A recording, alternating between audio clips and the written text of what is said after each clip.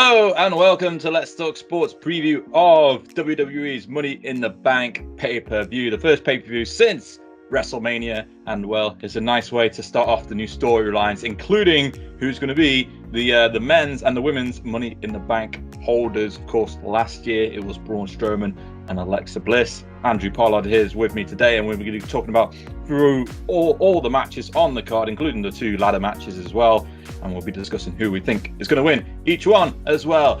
So Andy, starting off actually with two matches that haven't been confirmed yet, but I think potentially could be on the card. And what I want from you is basically who do you think is going to win? And basically that's it, because you know we won't go too deep into these matches in case they don't even happen. So yeah, the first one is Zack, Ryder and Curt Hawkins versus the Viking Raiders for the Raw Tag Team Championships. I'm actually going to go for the Viking Raiders because I think they could get the title and continue on for the Raw feud there. Oh, totally. If that match happens, the Viking Raiders, War Experience, whatever they're called, they're not losing. They're winning the belts if that match happens. It'd be stupid for them to lose so early into their main roster run, especially, no disrespect, but especially against Hawkins and Bryan. So if that match happens, it's guaranteed, nailed on tag title change. And the next one I've got is another tag team one, the Women's Tag Team Championships between the IIconics and the Kabuki Warriors, as they're now called. Asuka and Kairi Sane, another fantastic name by the WWE. And I'm actually gone for Asuka and Sane as well to win the titles in this match if it happens, because the fact that the IIconics have hardly been booked on TV over the past month since WrestleMania. What have you got? I don't know. I think two tag title changes is pushing it, but logic will dictate that the Kabuki Warriors, what an awful name. You're feeling bet against them, but I don't know. I think if that happens, for some reason I've got a feeling the IIconics will retain after picking them to win at WrestleMania. Maybe I'm just a mark for the IIconics. Yeah, let's wait and see if those two matches happen. But now into the actual matches on the card. Starting off with the kickoff show. Daniel Bryan and Rowan taking on the Usos in a non-title match. How a fallen from grace it has been for Daniel Bryan and the Usos, from wrestling on the main card and in the main event in some cases, especially for Daniel Bryan, to now literally being on the kickoff show in a non-title match. It doesn't really make much sense to me. Of course, Daniel Bryan and Rowan are the champions after the Hardy Boys had to relinquish the titles due to Jeff's injury. The Usos lost the titles as well to the Hardy Boys following WrestleMania, and then the move to Raw in the Superstar Shake-Up. But now, because of this whole wildcard rule, they've been able to compete on SmackDown, and in the process as well, they've been having a bit of a mini feud, shall we say, with Daniel Bryan and Rowan. But in the end, Andy, I think Daniel Bryan and Rowan have to come out on top on this one. I think we can't be having the Usos just coming back to SmackDown after supposedly being moved to Raw and then winning the title, and then getting a win over the SmackDown Tag Team Champs, because it just makes the whole division look awful. So I think Daniel Bryan and Rowan will potentially win this one quite convincingly as well. So I'm going to go for them. What have you got? Pretty much exactly the same. And it's like from essentially main event in WrestleMania to now being on the pre-show and the kickoff show. It's like it's not great for Daniel Bryan, but to be fair, the whole him being tag team champion with Rowan, I'm quite cool with that. That's all right, because it gets him away from the main event picture to let Kofi Kingston and in this case KO, which we'll get to later, to have a little bit of a run. It takes him out of that equation, especially when he lost to Kofi on Raw the week before last. So him and Rowan being tag champs, I'm cool with. Him being on the pre-show, I'm not cool with. But yeah, it's the champs win in a non-title match, I think. Which is rare. Normally, those challenges winning non-title matches, it's guaranteed normally with the WWE. But no, I think this case, like you said, because you can't have your SmackDown tag champs losing to basically visitors from Raw. Pretty much. Okay, moving on to Samoa Joe versus Rey Mysterio for the United States Championship. WrestleMania rematch after the match at the Showcase of Immortals finished after pretty much less than a minute, with Joe picking up the dominant victory. But then Mysterio defeated Joe in a non-title rematch a couple of weeks later on Raw, and since then the two have been feuding with one another, including as well Dominic, who was supposed to make an appearance at WrestleMania but didn't show up in the end due to time constraints of the match. But I think this time around Dominic will get himself involved in the action, potentially take a bump or two in this one, but overall I think Joe needs to pick up the win against Rey Mysterio and move on to a bigger feud, shall we say, for him as a character, and to show him more as a dominant figure once more in the WWE, especially with a title over his shoulder as well. So I'm going to go for Joe to win this one. Andy, what have you got? Yeah, me too. But where I slightly differ is I'd like to see this feud continue. I think Joe is the big, angry, no-nonsense, burly, aggressive heel that took shit against the legendary, heroic underdog Rey Mysterio. I think that's still got legs, but I think Samoa Joe retains. I think Dominic will get involved. I don't think it'll be some sort of swerve or turn. I just think it'll be Joe will target him, distract Mysterio, and then I don't know, probably lock him in a Kiki Clutch or something. But yeah, I think Joe retains. But I'd like to see it carry on for a little bit. I think because, like you mentioned, WrestleMania, it was less than a minute, which seemingly was down to an ankle injury that Mysterio had. So you're thinking, let them go out and have 15 minutes, and then maybe even, I'm sure they'll probably fight in Saudi Arabia for the blood money, and then maybe stretch it out for another pay-per-view or two. All right, moving on to Tony Nese versus, I think it's Ariya Daivari. I know I can pronounce his last name. I can't pronounce his first name. Ariya Daivari. Ariya Daivari for the Cruiserweight Championship. Potentially now being defended on the actual pay-per-view rather than the kickoff show for the first time since Survivor Series, which would have to be a nice, pleasant surprise. But don't keep your hopes up when it comes to WWE these days. Of course, Tony Nese won the Cruiserweight Championship from Buddy Murphy at WrestleMania on the kickoff show there, and Daivari was awarded the title opportunity after he defeated One Lokan on April 23rd's episode of 205 Live.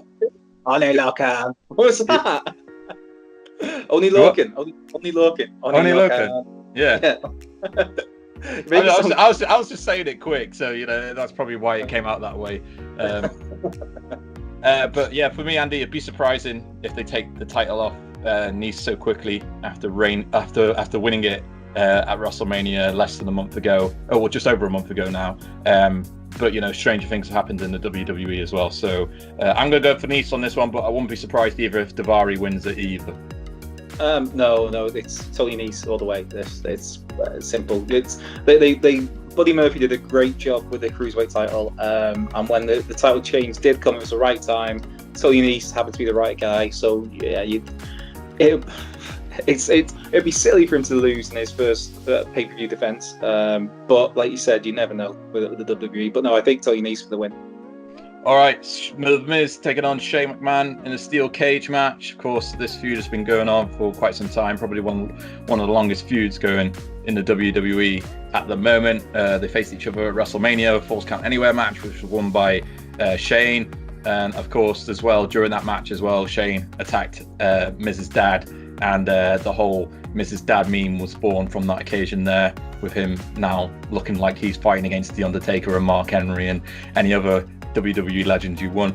And despite being separated in the Superstar Shake-Up with Miz moving to Raw, Miz is looking for retribution for the attack, and now they're inside a steel cage match between the two of them. And I personally think the Miz should win, but I wouldn't be surprised as well if Shane beats him down in the process to make it look like it was pretty much a win for both sides in a way. And as we discussed in our WrestleMania preview as well, the Miz has a baby on the way too, and I'm just wondering at what point do they write him off TV? And the steel cage match feels like one of those matches where it could be possible, but I'm still going to give the Miz the win on this one, just in case they want to do a rubber match down the line, potentially at Saudi Arabia. So what have you got for this one, Andy?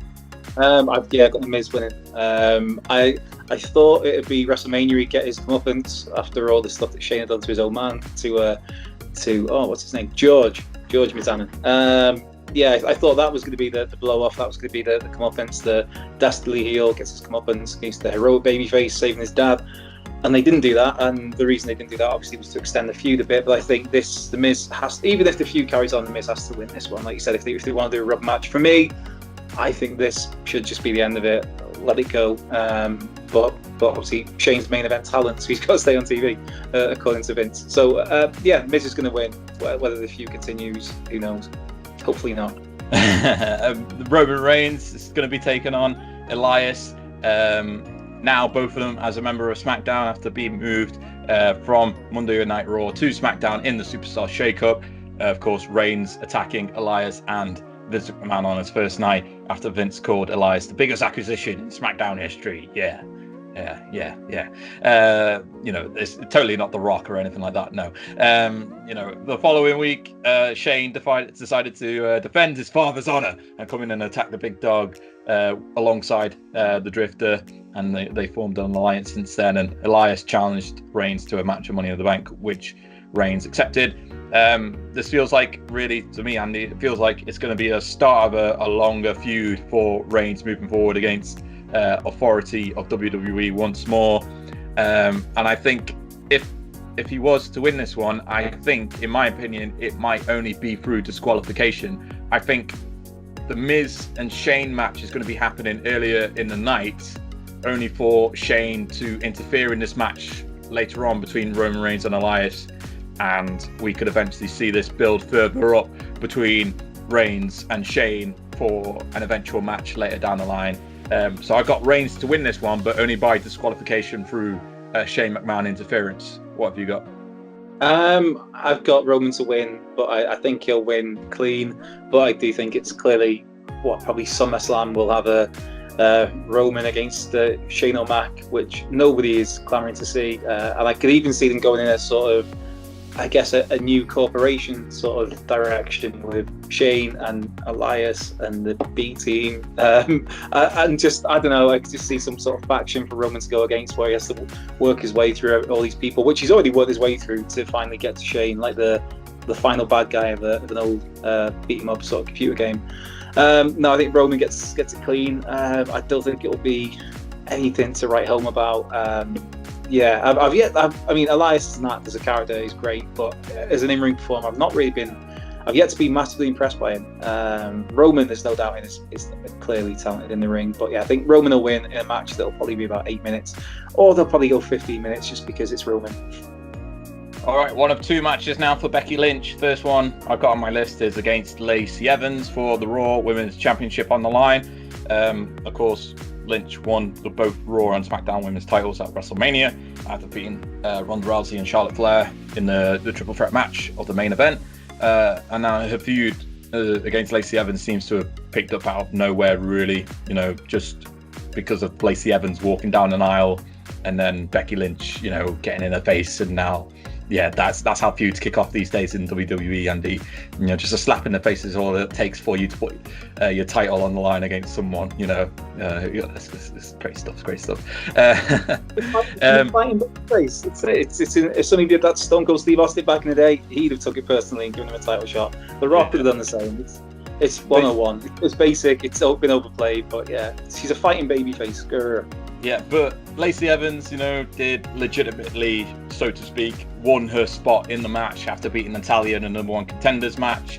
But for me, Andy, it still feels too early to end Becky Lynch's reign as the champ. I expect some sassy Southern Belle dirty moves from Lacey Evans, but I think at the end of the day, it's going to be Becky Lynch winning this one. What have you got? I do. Whether she'll still be champ, we'll get to that later. But I can see her winning. I think she'll beat Lacey Evans. And again, as a character, I think she's really good, Lacey Evans. I was impressed with her when she was in the first Mae. Was it the first? Yeah, the first Mae Young Classic. And then she got picked up a little while later. Had a kind of cup of coffee in NXT before being kind of almost fast tracked to the main roster. I'm a big fan of her, but I think with this, Becky Lynch wins. Simple. All right, jumping straight into the next one for the man defending the SmackDown Women's Championship against Charlotte Flair. Probably the longest going on feud in the WWE right now between these two. That seems to have extended from way before Survivor Series up until now. And Charlotte earned her spot after beating Bayley in a number one contenders match on April 21st SmackDown. And I think, for me, Andy, I think WWE will want to put this feud to bed for now, before revisiting it later down in 2019. So I could actually see this going one of two ways. Either Becky Lynch is going to get the outright win against Charlotte, or my booking sense coming into here, I actually think the match is going to end in a no contest. Now follow me along here. After Flair and Lynch stopped the Money in the Bank cash-in attempt from being made, the cash-in is not made official, so they don't lose the briefcase, whoever this mysterious person is that I'm not going to name until later on.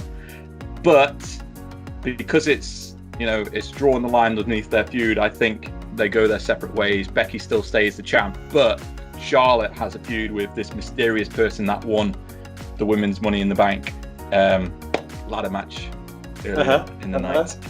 And I'll reveal that person later on in our preview. Okay. It's interesting. It depends on the position on the card, because if they position this directly after the match against Lacey Evans, you're thinking, well, there's a chance there that Lacey gets in a few kicks or a few women's rights after the match, and you have a less than 100% Becky losing the belt to Charlotte. Or what I think is, I think the Money in the Bank match will go before this, and I think that Becky will retain, so she still has that kind of credit to her, and then the mystery Money in the Bank woman will cash in afterwards, win the belt, and that will be to spin off Becky to feud with that person, while Charlotte can do what Charlotte does. But then you look at that, because then you've still got, it depends if they want to keep Becky Lynch on both shows, really. Which they clearly seem to want to do, because she's arguably their biggest draw right now, her and Kofi Kingston. So one way to keep her on both shows in this case is she feuds with the person that took her Raw title by cashing in, her SmackDown title by cashing in, and then she carries on just defending the Raw title on Raw. Yeah, of course, as well. Long way around. And gets cashed in on afterwards. Of course, they got the four superstars in the wildcard rule as well, but Becky seems to be exempt from that because she is SmackDown and Raw Women's Champion at the moment, and I think in order to make sure that she doesn't fill the quota for that, they could definitely still keep her as that rule. So far we've just seen Roman Reigns on SmackDown twice, the Usos on SmackDown twice, Roman Reigns on Raw, but the Usos on SmackDown twice. You've had the Miz pop up on Raw. It's like they've not explained. It sounds like a bonkers rule. I mean, they've not explained the basic fundamentals. Some reports you read, it's the talent are invited by the authority. So it's like, right, okay, if you're going to bring anybody from SmackDown to Raw this week, let's bring Apollo Crews over to job in a minute to Mojo Rawley and his new swanky face paint. Stupid. Anyway, I digress. Next, moving on. Seth Rollins versus AJ Styles, Universal Championship. I can get my words out of my mouth there. Yeah. So Seth Rollins defending the Universal title for the first time at Money in the Bank on a pay-per-view for the first time at Money in the Bank. Rollins, of course, became Universal Champion for the first time in his career when he defeated Brock Lesnar at WrestleMania. Seth has now looking to take on AJ Styles, who earned himself a Universal title shot after he won a triple threat match against Samoa Joe and then Rey Mysterio. And then later in the evening, he defeated the other victor in the triple threat bout, Baron Corbin, to earn the title shot, who has since gone on to pin Seth Rollins, which is, that's very promising indeed for your champion. Expect this one, Andy. I think this is going to be the first of many matches between Seth Rollins and AJ Styles. I think they want to build up the Universal title again, and I think what better way to do that than to have several matches between these two to really elevate the title status as to be the major thing in the WWE. But we've got Saudi Arabia around the corner, Andy, and that can only mean one thing. And I actually think Brock Lesnar is going to interfere in this match. He's going to attack Seth Rollins, and we're going to have a DQ finish once more. Rollins wins by DQ, but it sets up a triple threat match between AJ Styles, Brock Lesnar, and Seth Rollins. in Saudi Arabia. The Super Showdown, no hyphen, next month. Yeah. That's an interesting concept, because you've got to get Brock on there somewhere, I guess, because Brock Lesnar and Saudi dollars, same as the Undertaker. Oh, I can't do WrestleMania this year, but they're paying how much in Saudi Arabia? Yeah, I'll be there. Disgraceful. I think Seth retains. I agree with you. I'd like to see it being a prolonged program over the summer to elevate the belt. I guess a little bit like what Cena and AJ Styles did over on SmackDown when they feuded over the title for, well, it felt like about 6 months, but it never got old and the matches were great. Or even what Ziggler did last year with Seth Rollins over the IC title, where that made that title feel important. Mainly because there was no Universal title around, because Brock Lesnar was off doing Brock Lesnar things. But I digress. No, I think Rollins retains. But no, the Brock Lesnar, that's an interesting curveball, because you've got to get him on that Saudi show, and it's like, well, it's Goldberg's taken up now with Undertaker at Saudi Arabia. Triple H is against Orton. Did they maybe somehow get Cena turned down going there last time, so that rules him out of a match with Lesnar? Maybe a Daniel Bryan rematch for Brock. I don't know.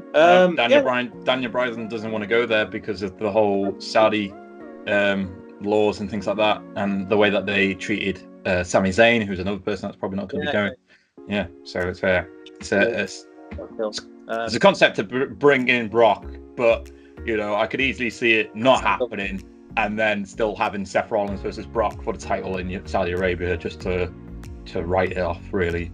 Yeah. Because just to give Rollins one more definitive win over Lesnar to kind of solidify, like, the man.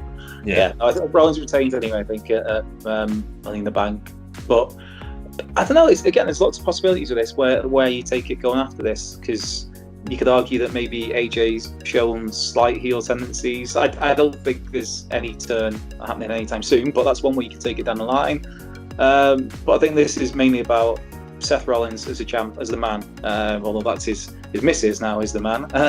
But yeah, it's about Seth Rollins becoming the true champ, the top champ, and solidifying that status with great matches against people like AJ Styles. So yeah, but Rollins retains.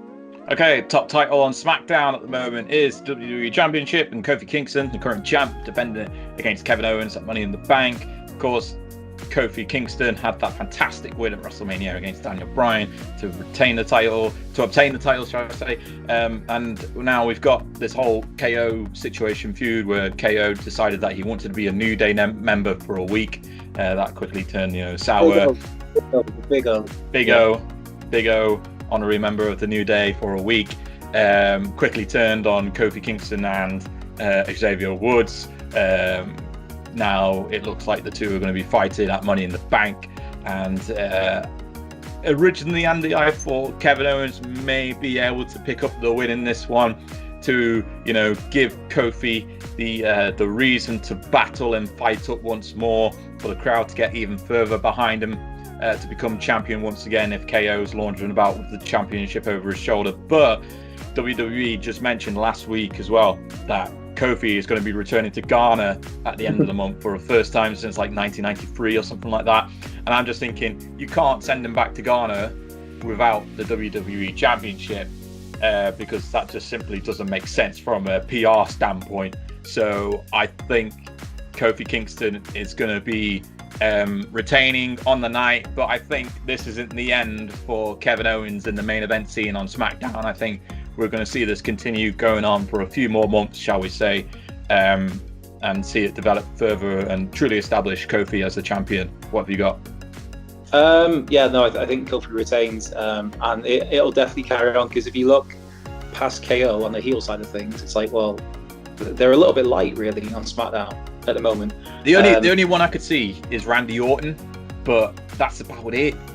I think we'll get to that. I think that'll be the next feud for Kofi, but I think that'll be, again, maybe a little later in the summer. They could revisit basically that feud they had 10 years ago when it looked for a second, it put a new dynamic on Kofi Kingston. It was the first time you saw him looking serious, and he was smashing up cars, and he was in Randy's face, and then there was a whole stupid spot where Kofi, I think he didn't get up for an RKO, and that was it. That push just dropped right down. So you've got that. That's ready. That's a ready-made feud ready to happen. But I think this one carries on for a bit. I think Kofi retains, but I suppose you could look at it. I don't know if this Ghana show, I'd heard about that, but I don't know if that's before or after Saudi Arabia. So if it's before Saudi Arabia. Yeah. No, Kofi definitely retains it. Not even a slight doubt. But the feud will carry on for a bit. Yeah. All right, men's Money in the Bank ladder match time. Sami Zayn, Ricochet, Drew McIntyre, Baron Corbin, Ali, Finn Balor, Andrade, and Randy Orton. Of course, the biggest one is that Braun Strowman lost his spot in the match to Sami Zayn earlier this week after losing a Falls Count Anywhere match versus Zayn, who had the little help of McIntyre and Corbin. So there's two feuds later down the line for Braun Strowman as a single star. Andy, I think when I look into this one, we jump straight into it, and there's, in my opinion, there's only 4 competitors that can really win this and, have that actual Money in the Bank push go correctly for them. I think when you look at the competitors, you got McIntyre, Corbin, Finn Balor, and Orton, and I think for those 4, WWE could easily just push them just fine into the main event, and no one would really question it. Especially with Baron Corbin, because everyone just seems to think that everyone hates him, and in truth be told, WWE actually really, really, really likes him as a wrestler, and I think that is what gives him a big upside at the moment. And I think WWE could easily push him into the main event. And I like to think Money in the Bank as an opportunity for a superstar to prove himself by having an interim title around their waist effectively. And in my opinion, that boils down to Sami Zayn, Ricochet, Ali, and Andrade. In those 4 that need to prove themselves on the main roster a little bit more, especially in the case of Sami Zayn with all his injuries. It's like, how much more faith do you want to put in him?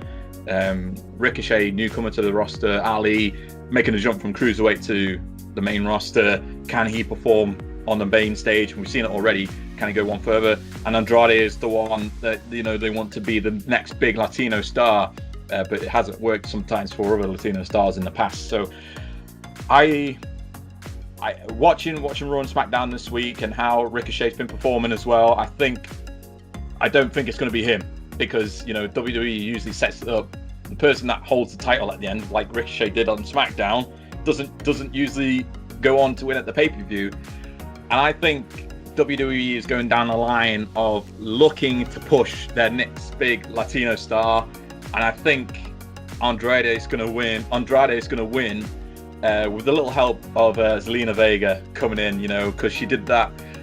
What did she do? What's the move called when she did like a jump onto Finn Balor during their match on Raw a couple of weeks ago, or SmackDown it was, and brought him to the ground. So I could easily see her getting involved and potentially taking an RKO from Randy Orton. I think that would be pretty epic.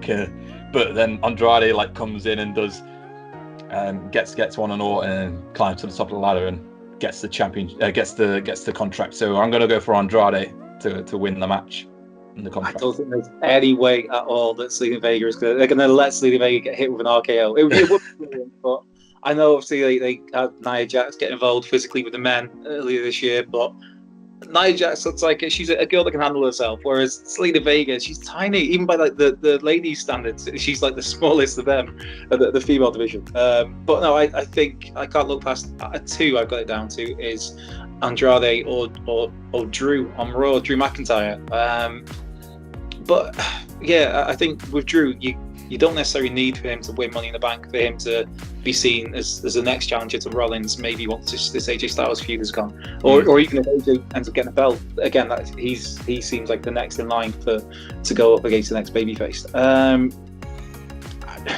I think I don't want to agree with you, but I think it's Andrade. it's boring if we're all saying the same thing, but I think that, especially with the Fox move, because it's no secret that Fox are keen for WWE to create and push some big Latino star, and Andrade's that guy, and he's brilliant. He's absolutely fantastic. So I think, and to be fair, the matches he could have with Kofi Kingston as well.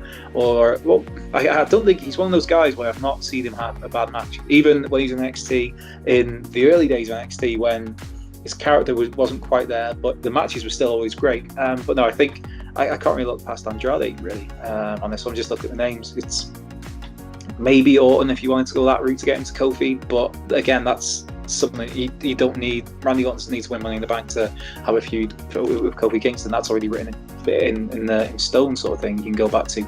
So yeah, no, I think I'm going to agree with you, Connor Porter, and go with Andrade. Cien Almas, give him his real name, his full name. Yeah. The only reason I want Orton to hit Zelina Vega with an RKO, so then it can kick off an Andrade versus Orton feud, with Andrade almost becoming a face by the end of it. But we'll have to wait and see. And the final match on the card, the final match on my list at the moment, the women's Money in the Bank ladder match. Natalya, Dana Brooke, Naomi, Alexa Bliss, Bayley, Mandy Rose, Ember Moon, and Carmella all battling it out. And well, I think you just have to jump straight into it, because like the men's one, we've had no qualifying matches this year, so nothing really extinctive to talk about in terms of form or anything like that for anyone really. Only Ricochet beating Robert Roode, now shall we say. That made no sense though. That made no sense, because it was like the week before they announced Ricochet was in Money in the Bank, and that same week he lost to Robert Roode. So you think wins mean nothing at all. So if anybody it should be in that match, it was Robert Roode. So then they kind of realised that, and it's like, oh shit. So next week we'll just have Ricochet beat him. It's cool, so everybody will forget about that. It's stupid from the beginning, from the get-go. But yeah, no, other than that, I can't think of any qualifying matches particularly. And the same goes for the women's as well. And I think, Andy, when we look at the women's, out of the two selections really, from the Raw and SmackDown brand, SmackDown's division I think needs more love than the Raw women's division. And I think since Bayley and Carmella have been champions before, I think it's going to be picked between Mandy Rose and Ember Moon.